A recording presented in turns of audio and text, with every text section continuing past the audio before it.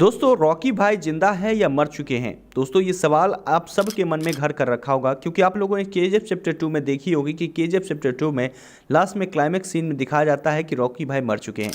लेकिन दोस्तों ऐसा सच में होता है या इसके पीछे भी कुछ रहस्य है। यहाँ तक कि आपको बता दें कि केजीएफ चैप्टर 3 भी आने जा रही है, तो रॉकी भाई के बिना तो केजीएफ चैप्टर 3 बनने से रही।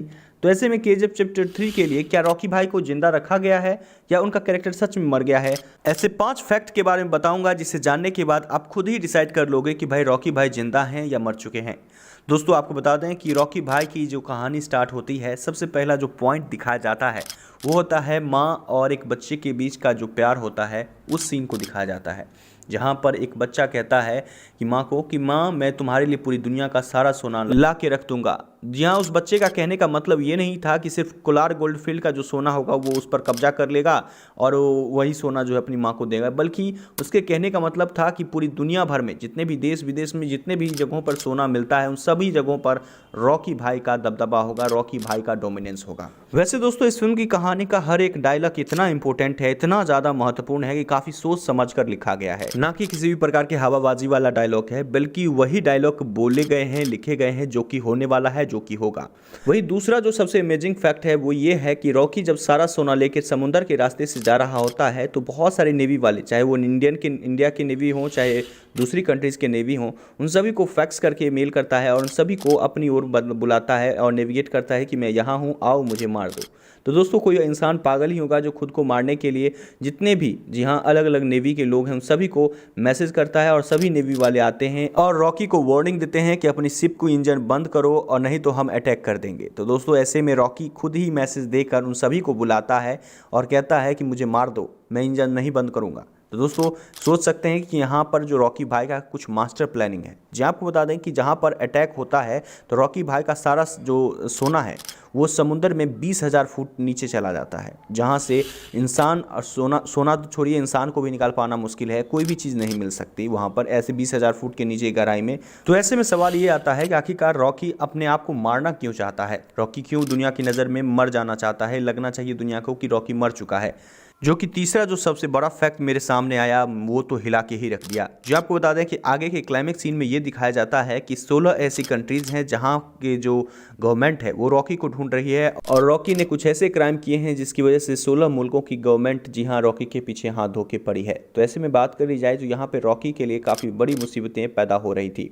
तो ऐसे में रॉकी को पूरी दुनिया के सामने खुद को मरा हुआ साबित करना जरूरी था। तो ऐसे में आपको बता दें तो इसके लिए रॉकी ने मरने का एक तरह से प्लानिंग किया।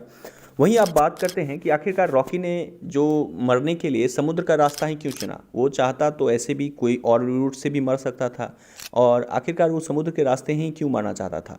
तो दोस्तों चौथा जो सबसे इम्पोर्टेंट पॉइंट जो कि नज़र आया वो ये था कि बहुत सारा सोना था।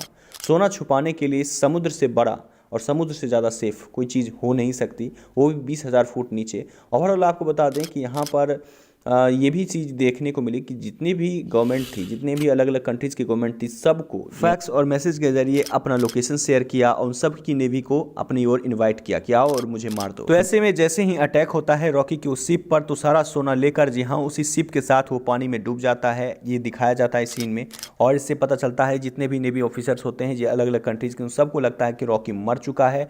पूरी तरह से उसकी फाइल को क्लोज कर दिया जाता है और इस तरह से रॉकी की कहानी यहाँ पे स्टॉप लग जाती है। लेकिन दोस्तों आपको बता दें कि आखिरकार क्या केजीएफ चैप्टर 2 में रॉकी मर चुका है। तो दोस्तों ऐसा बिल्कुल भी नहीं है। जी हाँ, रॉकी भाई का एक डायलॉग है जो कि वो कहते हुए नजर आते हैं, वर्ल्ड इज़ माई टेरिटरी। जी हाँ दोस्तों, वर्ल्ड इज़ माई टेरिटरी, ये पूरी दुनिया ही उसकी अपनी टेरिटरी है, रॉकी का ये कहना था। वही पांचवी जो सबसे इम्पोर्टेंट फैक्ट ये है कि आपको बता दें कि कोई भी डायरेक्टर इतना पागल नहीं है कि वो किसी भी कैरेक्टर से जो कि काफ़ी अच्छा खासा पैसा कमा रहा है उस कैरेक्टर को जी हाँ इतनी जल्दी उसे मार दे। जी हाँ आपको बता दें क्योंकि रॉकी के पीछे लोग पागल हैं, पानी की तरह पैसा बहाकर एक बार नहीं बल्कि 2-2 बार 3-3 बार जाकर फिल्म देख रहे हैं। जी हाँ दोस्तों, केजीएफ चैप्टर 2 को एक बार नहीं 2-2 बार 3-3 बार जाकर देख रहे हैं। और ऐसे में जिस डायरेक्टर को ये लगेगा कि भाई रॉकी जैसे कैरेक्टर को अगर ख़त्म किया तो केजीएफ की कहानी ही ख़त्म हो जाएगी, क्योंकि उसकी जो कैरेक्टराइजेशन है, केजीएफ की जो पूरी कहानी है रॉकी के कैरेक्टर पे ही तो बेस्ड है। रॉकी का एक अलग ही एटीट्यूड है और वही इस फिल्म में सबसे ज़्यादा जान डालता है। वहीं अगर बात कर ली जाए तो यहाँ पर रॉकी भाई के कैरेक्टर को इतना जल्दी इतनी आसानी से जी हाँ डायरेक्टर मरने नहीं देंगे, और प्रशांत नील ने इसीलिए केजीएफ चैप्टर 3 की पहले से ही तैयारी कर रखी है। वहीं आपको बता दें कि केजीएफ चैप्टर 3 में ये भी बात होने वाली है कि केजीएफ चैप्टर 3 में आपको ये भी पता चलेगा कि रॉकी ने उस सारा सोना किस तरह से समुद्र के पानी में बचाया, आखिरकार उसने खुद को कैसे बचाया, क्योंकि वो इंटरनेशनल बॉर्डर पे था, वो भी समुद्र में। तो ऐसे में बात कर ली जाए तो यहाँ पर पहले से ही रॉकी ने इंतजाम कर रखा था और हो सकता है कि उन लोगों को भटकाने के लिए ही रॉकी ने सारा इंतजाम किया हो।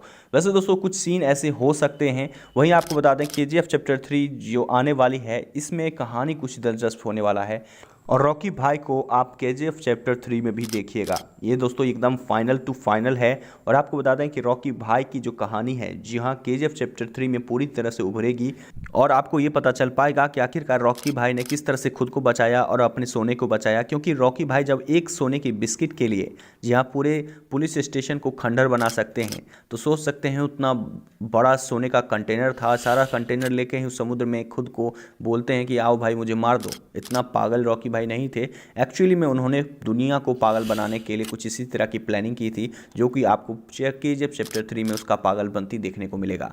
वैसे दोस्तों आप क्या कहना चाहते हैं इस बारे में? आपको क्या लगता है केजीएफ चैप्टर 2 में वाकई में रॉकी भाई मर गए हैं या रॉकी भाई अभी भी जिंदा हैं? क्या आपको रॉकी भाई केजीएफ चैप्टर 3 में देखने को मिलेंगे? आपकी इस बारे में क्या ओपिनियन है नीचे कमेंट्स में जरूर शेयर कीजिए। मिलते हैं रिपोर्ट में जो कि होगा आपके लिए काफ़ी खास।